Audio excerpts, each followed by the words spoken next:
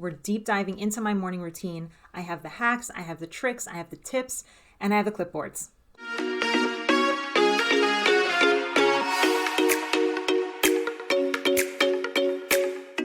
Welcome to WAHM, where the name of the game is shortcuts in our day to smooth the way for the life we want. And today, we're going to throw some shortcuts into our morning routine. I'm going to run through my morning routine as a work-at-home mom of two. And as we go, each time I get to a tip or a trick or a hack, I'm going to throw it right at you. Now, to organize my day in general, I try not to schedule hour by hour. Instead, I break up my day into chunks or blocks. I have a sheet that I print out to organize my day with. It's called a block schedule. I'll drop a link in the description to print out this exact template. It's a post with all the information on why a block schedule is so awesome, how to use a block schedule, how to make one for yourself, or just print this one out. Today, I'm going to be talking about my first two blocks, the early morning block and my morning block. Those two blocks make up my morning routine. Now, it happens that my very first tip, I have a video all about this, is to start your routine the night before. Get as much of the crappy parts of your morning routine out of the way the night before. Watch that video after this one. It's got a lot of great tips in it. Anyway, my early morning block is 6 to 8 a.m. And that consists of waking up, hopefully on time, getting my laundry in the dryer and starting my second load of laundry for the day. And I haven't even been awake for 5 minutes yet. Watch the evening routine video. Next is exercise in my PJs. Less laundry,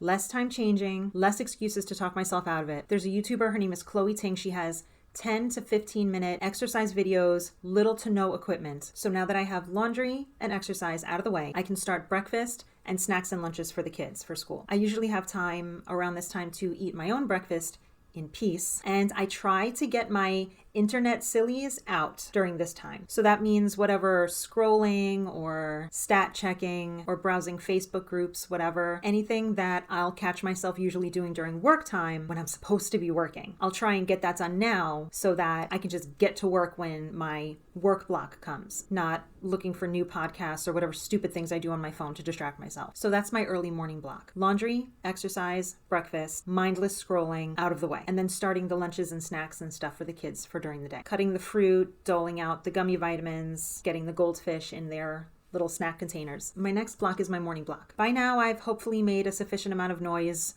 to wake up the kids. This block is the big whirlwind, tornado, hurricane of where's my everything? I don't want waffles. I can't find my sneakers. Speaking of waffles, tip number 3, stocking your freezer with breakfasts that the kids can make themselves. Muffins, pancakes, French toast sticks, waffles. These are breakfasts that can be batch made on the weekends. They stay in the freezer and they're ready to be warmed up in the microwave. It's a warm and filling breakfast that they can have that you don't have to spend the 10 or 15 minutes making. And it's healthier because it's not from the store. This is a great tip for if you're like me and you have kind of a picky eater on your hands, a child who you can't just put whatever you made in front of them and they'll eat it. So if the freezer is stocked with a few different options, they can have their choice, and it's as easy as just pushing a few microwave buttons for them and they have the exact thing that they want. So besides breakfast, there's all the other things that make up getting ready for school. Getting them dressed, making sure that their homework is done, brushing teeth.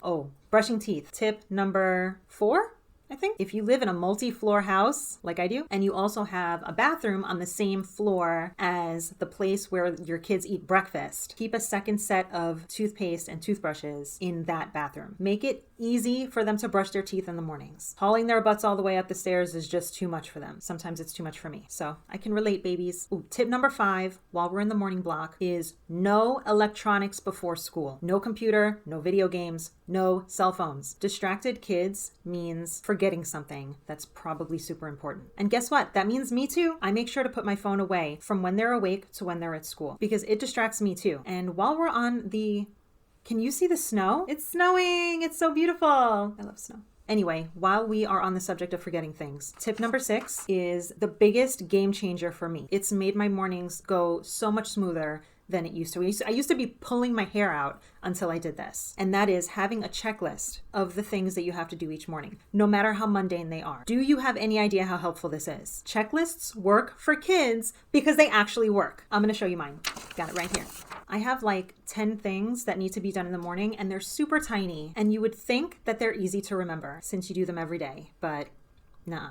Morning time is family time, and that means kids, it means noise, and that means I'm distracted. Here's my checklist. I literally have a childlike checklist for myself, like how parents have checklists for their kids to check off before they are allowed screen time. I am literally a child when it comes to remembering these things. I get distracted, the dehumidifier's not emptied, and then boom, there's spiders all over the basement. This was my game changer. I am so hard on myself. I know that you can relate to this. I'm very hard on myself when I forget things that I'm supposed to do for other people. And this helps so much. It's just a piece of paper that I wrote the list on, and I used a paper protector. You can get like 100 of these for a few dollars at Staples. And I used some teacher's putty to make some check marks with some nice thick stock paper so that they don't rip. Obviously it's winter right now, so turn on the pool heater is not something I need to do.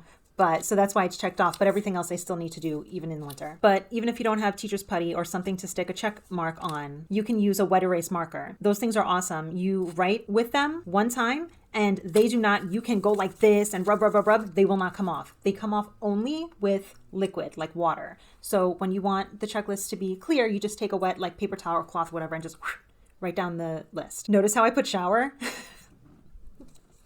And if you have any tips to share, please leave them in the comments below. I'm always looking for new ideas. And remember to grab your free block schedule template in the description below. I know you're gonna love it. And by the way, if you have a disc-bound planner, I cut up my block schedule template and I made this guy out of cardboard and I glued it to the cardboard insert that comes with the disc-bound planner. And I have a free DIY dashboard. I have a video about how I made this. I'll link it up here and in the description as well. Don't forget to like and subscribe. Those 2 little clicks help me out so much. And I'll see you next time.